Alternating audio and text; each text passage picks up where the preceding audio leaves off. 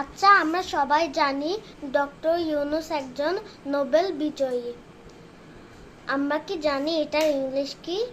এটার ইংলিশ হলো doctor Yunus is a Nobel laureate. Nobel Nobel Nobel এই তিনটা ওয়ার্ডের উচ্চারণ একই, কিন্তু এই তিনটা ওয়ার্ডের পার্থক্যটা কি আজকে আমরা জানবো।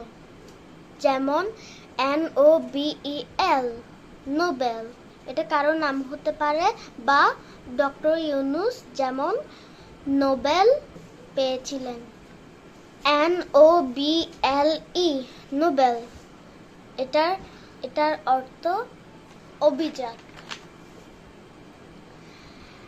NOVEL নোবেল, এটার অর্থ উপন্যাস। Bye bye.